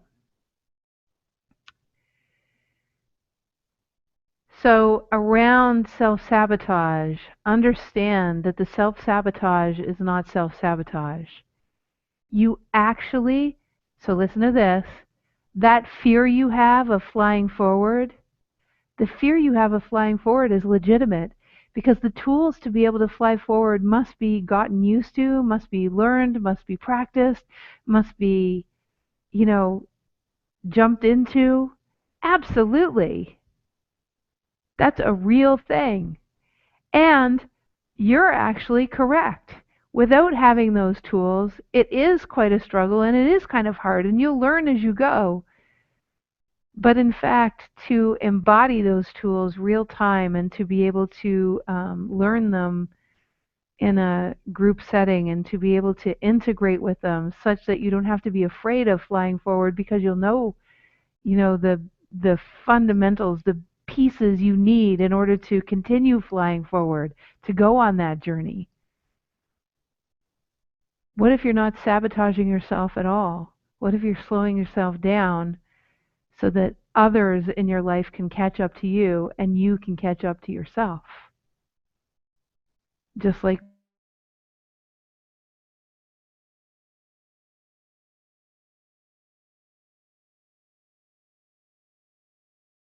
that there's some major changes to my life, to my, my marital status, my citizenship, there's a whole bunch of things, and it's like, okay, all right, huh?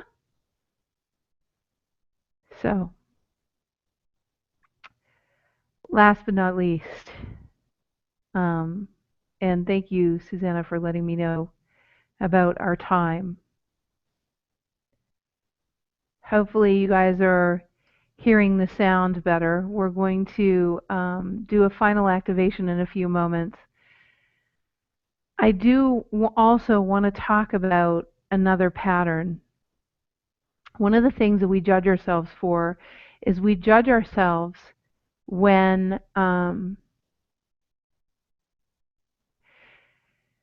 we have a recurring pattern. Now, everyone think about a recurring pattern that you have that doesn't seem to be going away. It just keeps happening and keeps happening and keeps happening. And what we say to ourselves, and you might want to type some of these things, what do you say to yourself about that? Like maybe, oh, I'm just too afraid. Or maybe I haven't gone deep enough. I have to excavate deeper. Or maybe I fooled myself. I didn't really get rid of the reason why this pattern is still happening. Or maybe it's never going to go away. It's just part of who I am. Or maybe, there's so many belief systems around me and people around me keeping that belief in place, I'm never going to get rid of it, or it's too hard, or I haven't met the right guru yet, or whatever the case may be. What do you say to yourself about that pattern? I'd rather leave the planet than have this pattern anymore. It's making me nuts. What do you say to yourself about that pattern? Some of you are like judging yourselves because you think you should be able to give it to your higher levels or your guides or your angels or God, and it should just go.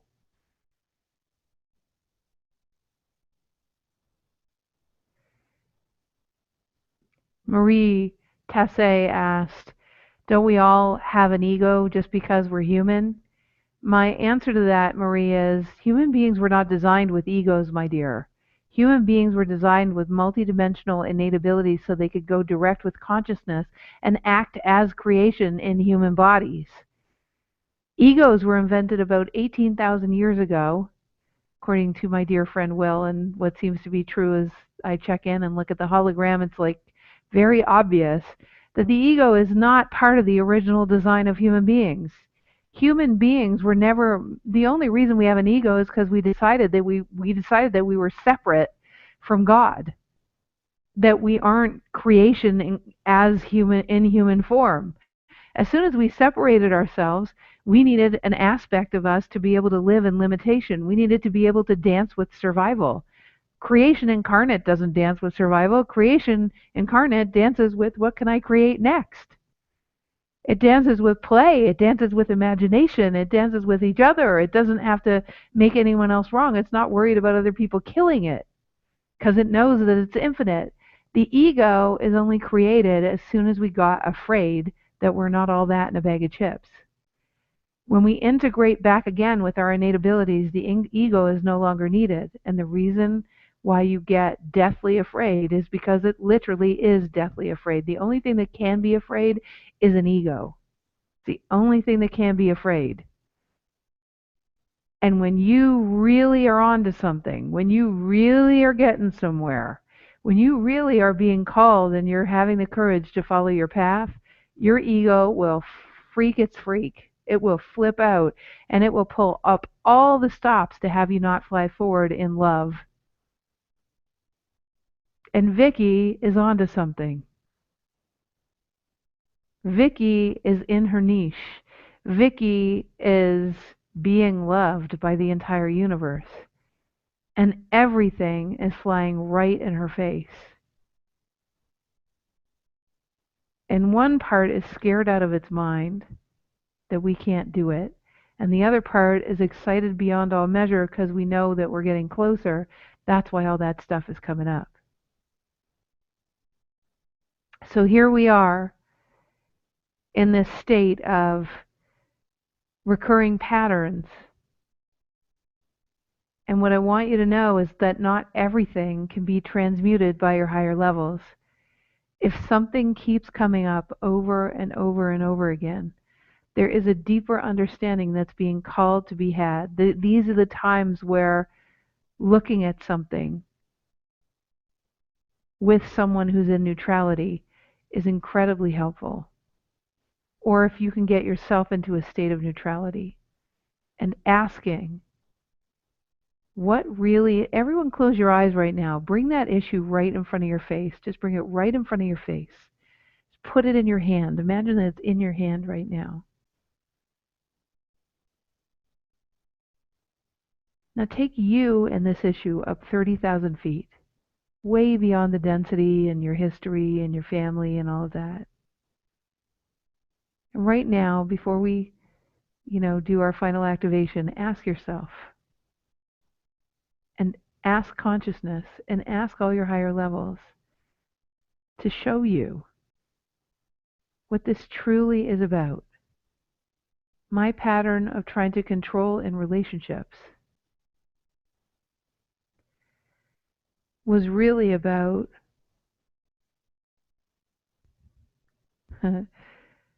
was really about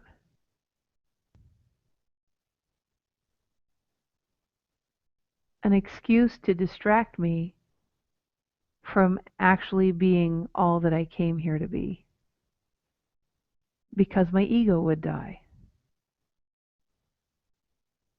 So now I have the courage to just keep leaning in.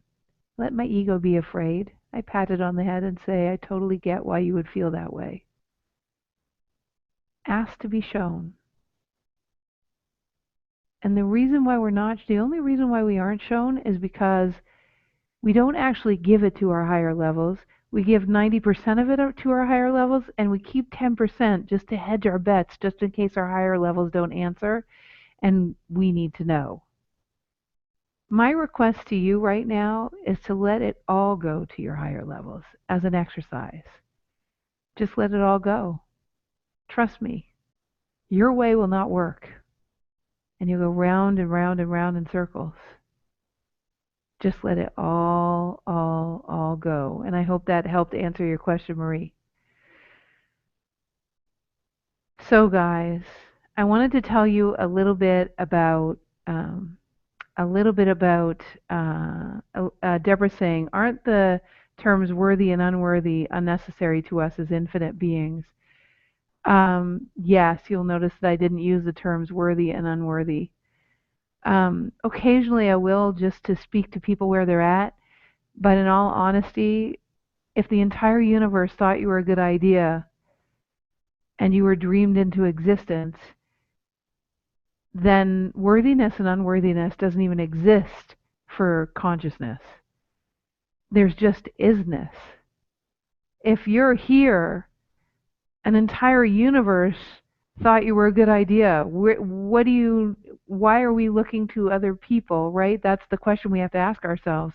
Why are we looking to other people to reflect back to us our worth? And why have we taken on their word as the reason why we feel unworthy when the entire universe thought we were a good idea? So the question is, who are we going to believe? Our father or mother or whomever gave us the idea that we're unworthy? Or creation? And we've got to decide which one we're going to believe. Are we going to believe creation because we're here? Or we exist? Or are we going to believe fallible human beings? And by the way, just in case you were thinking of trusting other people, I wouldn't trust anyone. We're not there yet. I would trust people to be human, including me. I'm human. What I would trust is your connection to all of consciousness. I would trust the language of the infinite. That's why it takes learning that language for yourself, right? So, all right. All right, guys. So, let me just summarize, and then we'll move on to our final activation. The three keys to true freedom from the past, history, judgment, and struggle are: 1, being able to distinguish between something that um, something that is up to be more deeply understood versus something that you can give to your higher levels. In other words, we just did the example of giving something to your higher levels, but you actually have to give it 100% to your higher levels. Um, and at the retreat, we're going to do that incessantly so that that muscle will be fully exercised. Oh my God, so much. You won't even want to hold on to even a speck by the time we finish. The second thing is, um, and around that point, I just want to reiterate, if something is a recurring pattern, you're not at the deepest understanding of it yet. So it's not that you haven't excavated it or done enough work on it yet. There's someone or something to be shown to you such that you can have the deepest understanding. And that deeper understanding of it will blow apart its magnetics on you, blow apart the hold that it has on you. But you need to get in neutrality to be able to do that. And it really does assist to have help. Again, I have to say that in the retreat, that's what we're doing. Those recurrent patterns, we work with every single person. I think there'll be like between 12 and 14 people on that retreat. Every single person, those recurrent patterns, what they do is they actually release a logjam of thousands of belief systems that are attached to them. That's why it's important that you get the deeper understanding, because that deeper understanding actually releases a whole log from the log jam so that you can flow more. And the cool thing is, with each person we work with, each person actually activates that same release for everybody in the room. So you can imagine 13 or 14 people going through one of those systems, releasing thousands.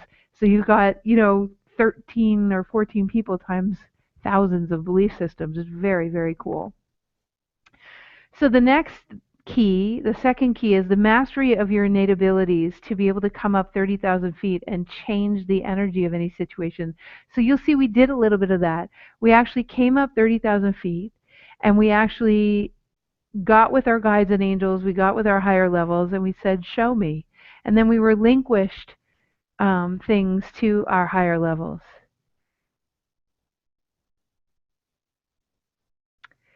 How do we tell the difference between fear that is justified because we need more tools and fear that is only a lack of trust? We can get to that. What I want to do, I will do a little after party here. Let's get through. So that we can honor people's time, and then I will do a little Q&A at the end. Okay. By the way, dear Rick, if you can please post the link to the Get Out of Your Own Way retreat for everybody, that would be just great, so that people who want to go and check out the Get Out of Your Own Way retreat, it is happening in August, and you'll find the dates on the link. And just so you guys know, we are taking approximately $900 off the total price until July 15th. So if you sign up before July 15th, and there's a payment plan. So if you sign up before July 15th, hopefully we can fill the program before July 15th, because it makes it well worth it. That would be so amazing. So go and have a look at that. And by the way, my sweetie Adam Lamb will actually, he's an executive chef. He's going to be your chef for the entire retreat, and he fills his food full of love. You're going to be fed from the inside, from the outside, and from every side. So the second aspect of the key to freedom from your past and history and judgment and struggle is the mastery of the innate abilities that allow you to come up to 30,000 feet and change the energy of the situation by finding that deeper understanding and allowing yourself to be shown. Okay? The third characteristic that's very important is upgrading your ability to live between the spaces. In other words, to not take what you think is reality so seriously. It's that idea that we said earlier, that if an acorn can go to an oak tree, and we don't really understand how an acorn goes to an oak tree, because there's no mini oak tree inside the acorn. It's not like it's an oak tree in there, you water it, and it's like a chia pet that just sprouts. It it actually is the pure potential of the idea of the oak tree is in there within encodements. That's the space, that's the pure potential space. That pure potential space, if we can live between the 3D reality, if we can go to the place, if we can let go of reality and what we're afraid of just long enough that the crack can be opened and we can feel the potential. Just like when I realized with Adam what I what I was really afraid of, um, it opened up a vortex for him to be able to share because in an instant all that control disappeared, right? It's just like that. You have to be willing to relinquish your need to know and your need to control, to live between the spaces. So the second thing is two super duper important characteristics essential to a free flowing life. So in order to be in a free flowing life, the first really super duper important characteristic is that you hold your expectations extremely, extremely lightly. Why? So it's sort of like having a vision board and being really attached to everything on your vision board. See, in the reality of all of consciousness, a vision board should look like a bunch of pictures in the first tenth of the big piece of Bristol board, and the rest of the Bristol board should say, or better. And that or better is really what the universe wants to deliver you because your expectations really only are based on history and what was in a magazine and a little bit of imagination. When you say or better to the universe, you really relinquish any attachment to any of that, and you're saying, I want to play with you, universe. Show me what I want. Instead of you thinking you know what you want, you're actually telling the universe to show you what you want. That's the shift from expectations to actually going on the adventure of being willing to be shown what you want by having it show up and then be excited about what shows up, right? It's quite a paradigm shift, isn't it? The second super important characteristic essential to free flowing life is the mastery of doing what presents. Um, and the mastery of doing what presents is probably the biggest thing we assist people with in all of our programs. Um, I got to tell you, it's not even, it would take me the next 3 hours to explain it. Let's just say this is what it is. If biophoton packages of light are communing with you from all of consciousness, from infinite wisdom, and at the same time you're emanating who you are and the piece of the puzzle of heaven and earth that you are, then you're in a conversation with consciousness that isn't that selfish conversation that we said before where we just don't care what anyone thinks anymore. It's more, we care more about being in the flow with all of consciousness and learning the language that's being spoken to us, that's taking us on a journey of the reason why we're on the planet. It's more learning that language becomes more important, and that language includes assuming that the entire universe is constantly delivering exactly what it is that is in your highest. And when you relinquish the need for the filters that keep you safe, you can see them much more vividly. Doing what presents means you basically are not interested in the filters that you perceive are keeping you safe anymore. And this takes a lot of practice. That's why it's one of the biggest skills that we teach, a deeper aspect of it in every program that we do. So, and it allows you to be in complete and total flow.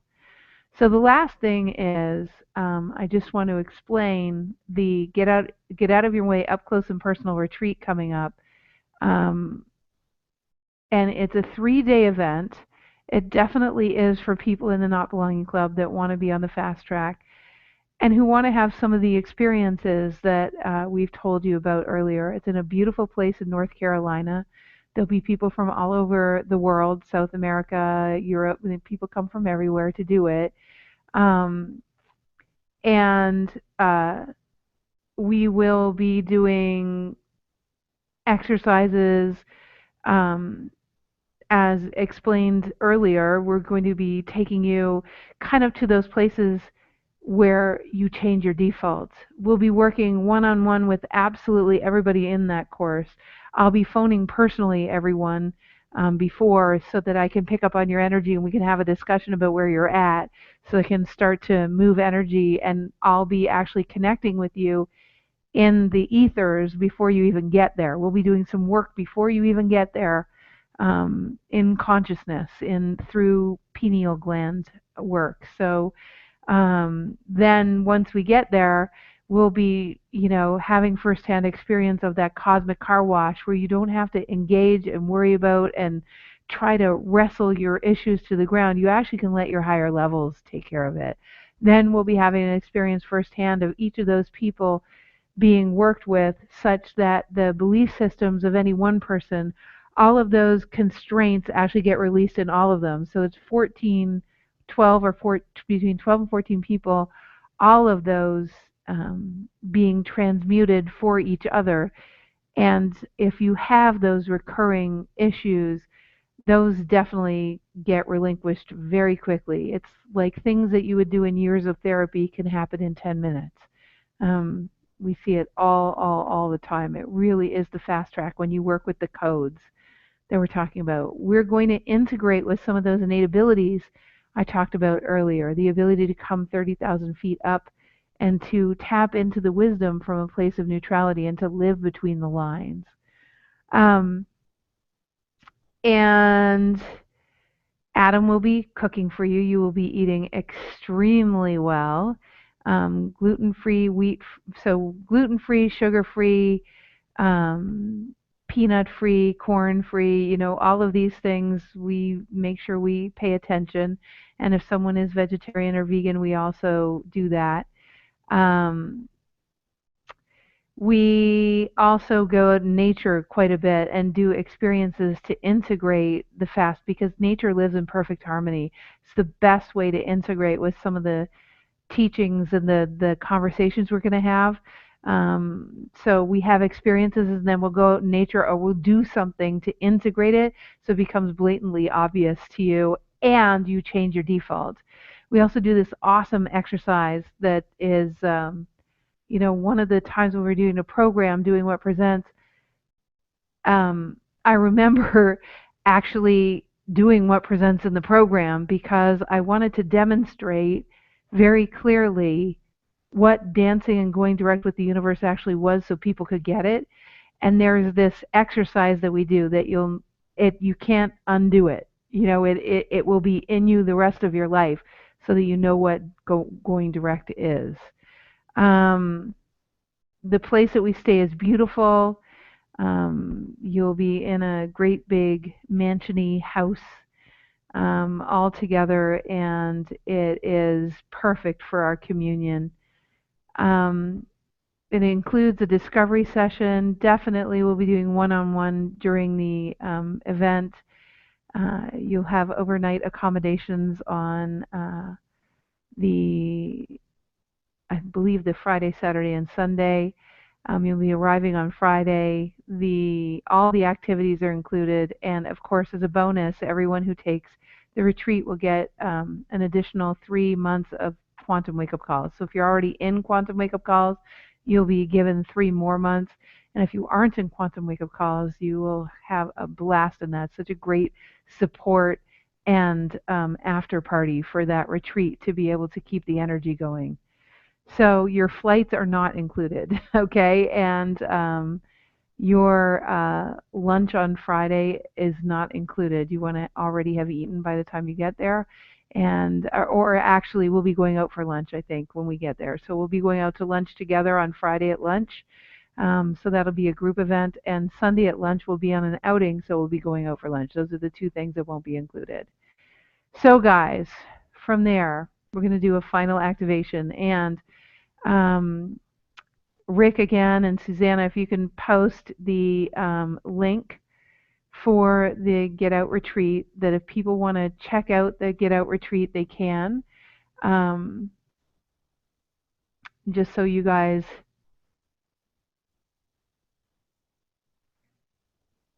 have the link. It's thewideawakening.com. thewideawakening.com, and it's / get out retreat, I believe. So for those of you that are on Instant Teleseminar. All right. Let's do a final activation, y'all. I'm in I'm in Virginia right now, so y'all is the word of the day. So I hope you guys have gotten some juicy bits out of being here today. I'd love to hear some of the things that are speaking to you from today. I hope what you've heard is a lot of space to stop judging yourself, to understand that everything is happening for you, including those recurring patterns, including things that you're not getting on with, that you're judging yourself for not getting on with. There's a reason. People have to catch up. You have to catch up to yourself so you have the skills to do the next step without actually really sabotaging it because you don't know what you're doing.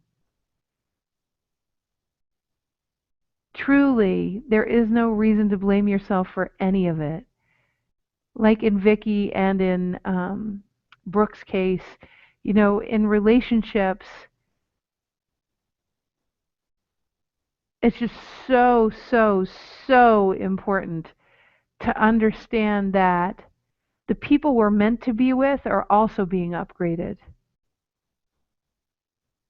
That our job is to let in all the love of the person that we're with. That sometimes the person that we're with is actually a step along the way to actually ending up with the marriage of our hearts. That it's a process of unfolding. That we can't carry the people that we're with thinking that we don't want to hurt them. We're hurting them more by staying. That we'll know if we're meant to stay because we're magnetically drawn to continue.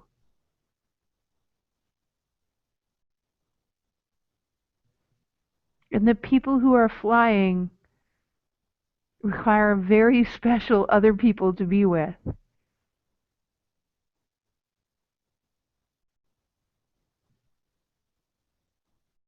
And that exactly how they are, there's nothing wrong with.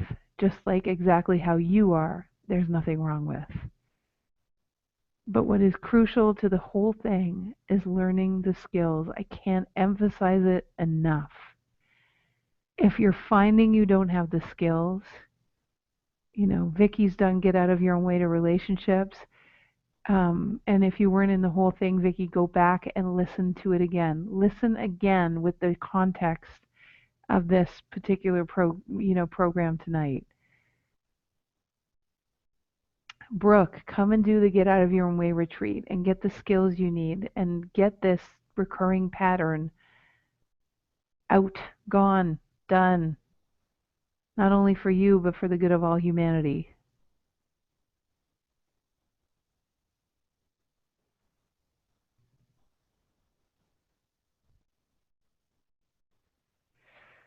So everyone, activation time. Are you ready? Everybody breathe. Bring your consciousness to those 75 trillion cells again. 75 trillion individual living cheerleaders of your life. 75 trillion individual living entities that said yes to you. That individually agreed to house your spirit. 75 trillion living entities that commune together in perfect harmony, providing an environment of harmony for your spirit to live through. You're being reminded at every turn that there is nothing wrong with you. You are whole, you are healthy, you are totally complete in every way. There is nothing wrong. There is nothing to fix because you never were broken. There are just upgrades lying dormant that will assist you on this journey, and skills and tools to learn. But that's not about brokenness. Do we call a baby who can't walk yet broken because they can't walk? Do we call a budding hurdler for the Olympics in high school hurdles because he can't break the record for the Olympics yet? Do we call him broken? Nope. It's just skills. It's just integrating with the awaiting, with those codes, with those tones. The first place to start, though, is to understand that there is nothing wrong with you. There's nothing wrong with you. There's nothing wrong with the people around you. They're all either catalysts or reminders. Each person around you is either a catalyst or a reminder. What's wrong with that? Every single thing is happening for you. The question now is, are you willing to have the courage to lean in and go on the journey of discovering how loved you actually are? We said it in a way that your ego can't grab onto. Are you willing to go on the journey of remembering your magnificence? And if you're here, we know that you are. Of course you are. You're here.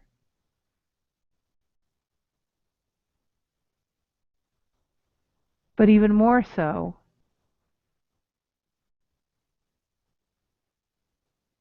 would you be willing to relinquish the control of needing to do it all by yourself? Would you be willing to let in not just the entire universe, but the assistance of the human earth angels that are in your life? The teachers. Would you be willing to let go of guruizing facilitators and teachers and speakers? They're fallible, just like you are. They're human. If you resonate with someone, that's because you're an equal genius. Perhaps they can help you to catch up to your genius.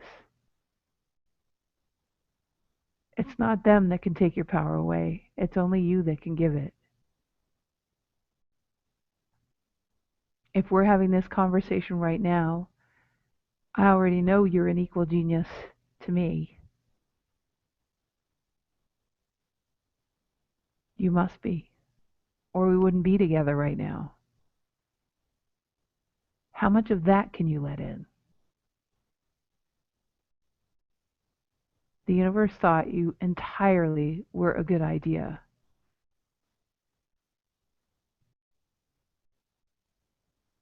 How others have treated you has nothing to do with how the universe sees you. And the contrast might be huge.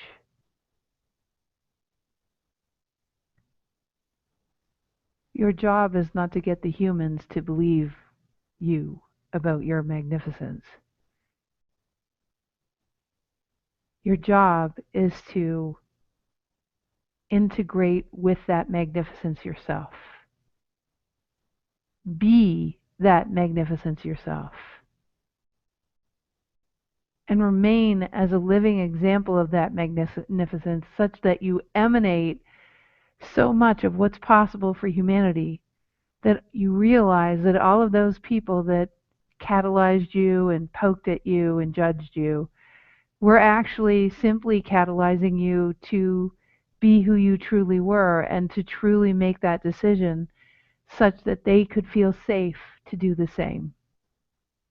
You are their doorway. So just breathe.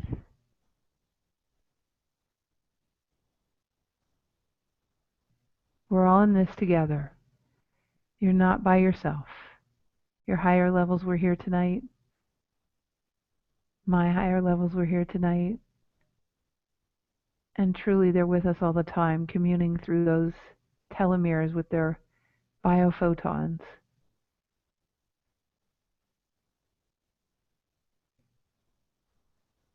So relax. Have grace for yourself. It's been hundreds of years with these patterns. Chill.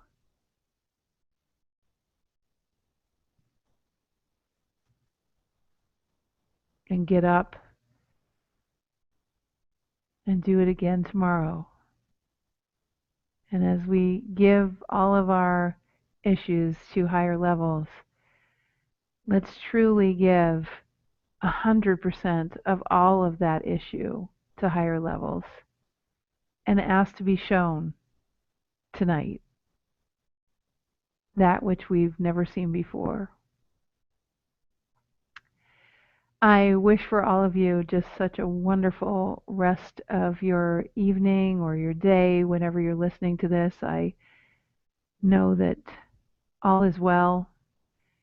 I know that you, like I, are on your journey just absolutely perfectly. It's happening for you perfectly. Even this conversation is happening perfectly.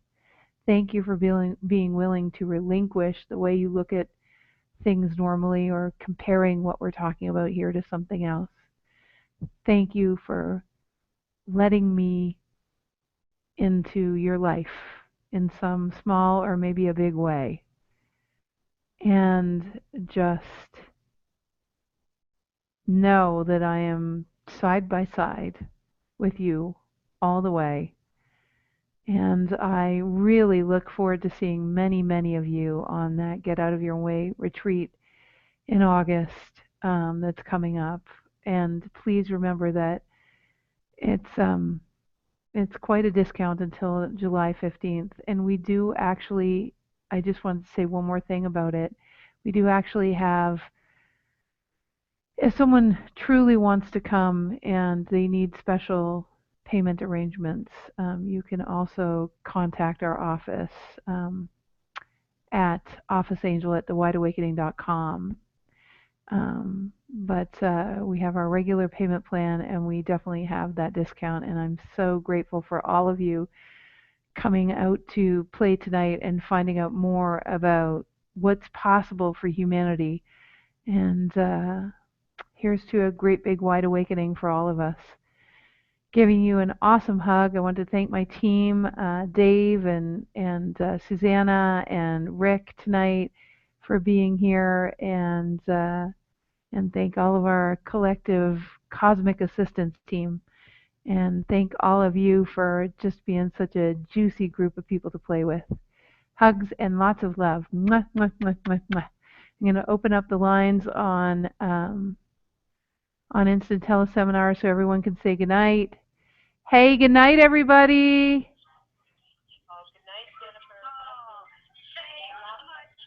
Oh, you're so welcome. Bye, Jean. Bye, Deborah. Bye, Tricia. Bye, Ann. Bye, everyone. Bye. Good night. Love you too.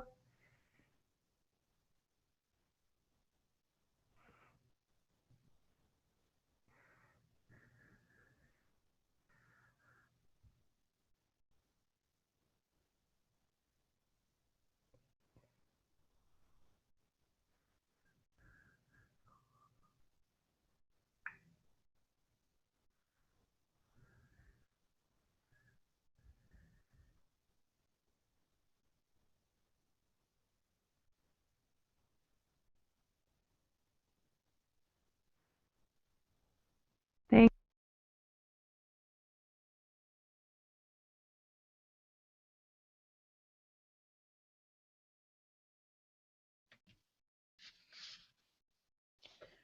Thank you for joining us for this introductory webinar for the Wide Awakening Get Out of Your Own Way retreat. For more information on this amazing experience, please visit thewideawakening.com/Get Out Retreat.